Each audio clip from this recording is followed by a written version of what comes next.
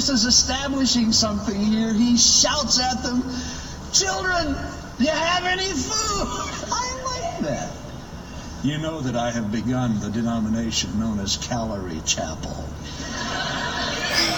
He's concerned about their eating. He shouts at them, if I may paraphrase this, what every fisherman at some point hears: "Hey fellas, how's fishing?" He was concerned. I think he knew how fishing was. And they answered him, if I may paraphrase here, "Terrible! We fished all night and caught nothing." Every fisherman has said that at some time or other in his life. Now let me continue the paraphrase. Jesus shouts back at them, "You're fishing off the wrong side of your boat." How wide was that boat anyway? Verse 6, and he said to them, "Cast the net on the right side of the boat." Not the wrong side, guys, the right side. "And you'll find some." So they cast, and now they were not able to draw it in because of the multitude of fish. Therefore, the disciple whom Jesus loved. Remember our little competition we had going on between John and Peter here? It's coming back to the surface here. I, John, whom Jesus loved. I love it. It said to Peter, "It's the Lord." Now, when Simon Peter heard that it was the Lord, and I think in a way John is saying, Peter didn't have the discernment. I'm the one that knew it was the Lord. He put on his outer garment, for he had removed it, and plunged into the sea. This guy was pretty sharp. He knew when to leave. The work was about to begin.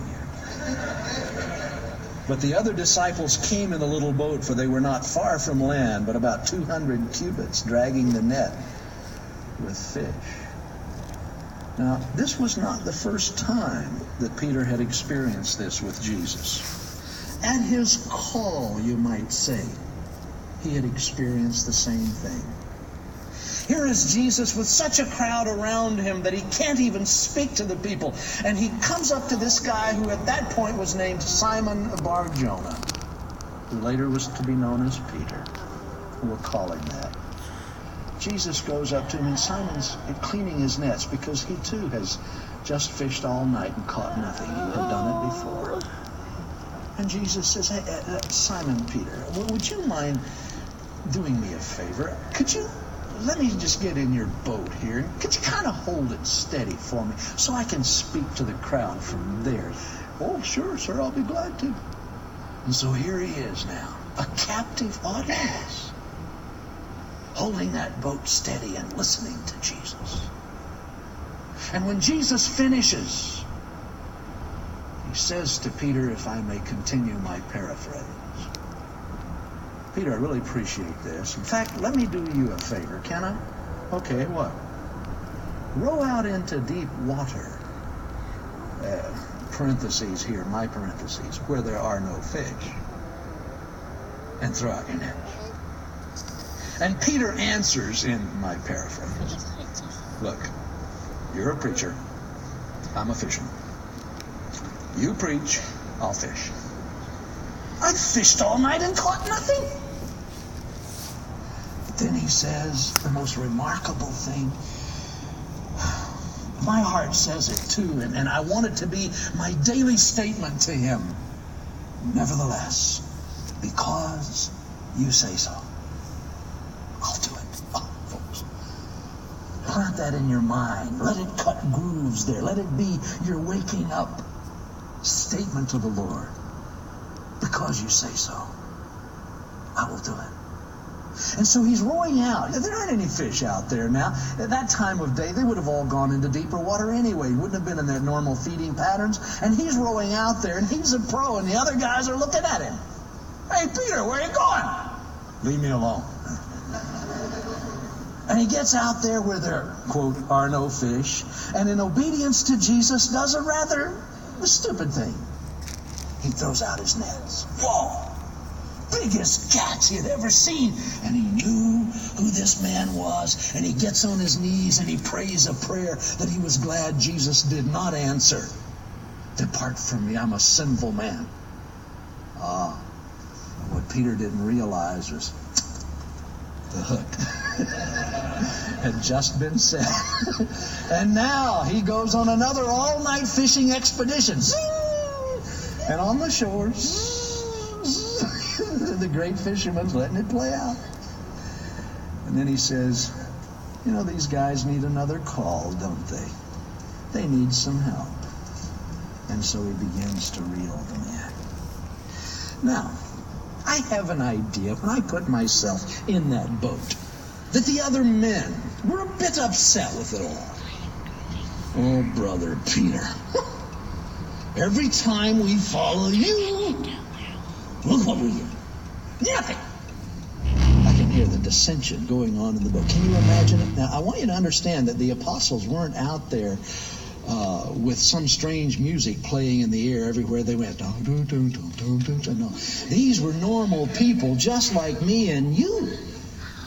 And they were probably thinking, I gave up a whole night man for this. Now, they've caught the fish. They know it's Jesus. Peter has abandoned ship for the rest of them to drag it all in. I want to ask you a question now, and this is a rhetorical question. Do not answer this. Have you ever been caught doing something you knew you shouldn't do? Don't answer. Don't answer. It's a little uncomfortable, isn't it?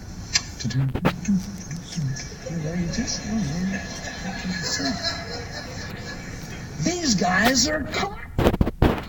They're caught in this act of disobedience. What are they going to do? Well, as soon as they had come to land, verse 9, they saw a fire of coals there, and fish laid on it, and bread. Where'd they catch the bread?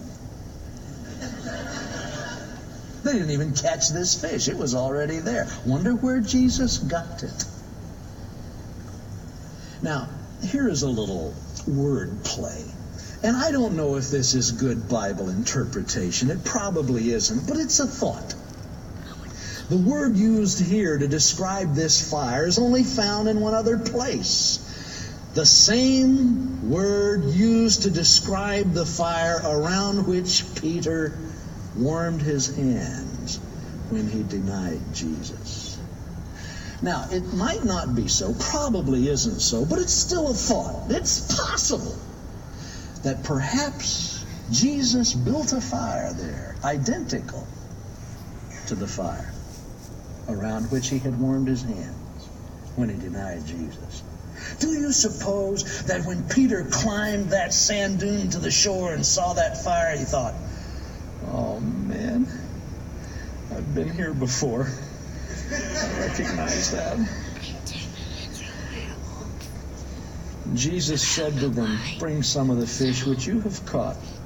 Simon Peter went up and dragged the net to land full of large fish, 153. Although there were so many, the net was not broken. Jesus said to them, come and eat breakfast. Yet none of the disciples dared ask him, who are you? Knowing it was the Lord. Then Jesus came and took the bread and gave it to them, and likewise the fish. Now, this is the third time Jesus showed himself to his disciples after he was raised from the dead. So when they had eaten breakfast, the tension increases.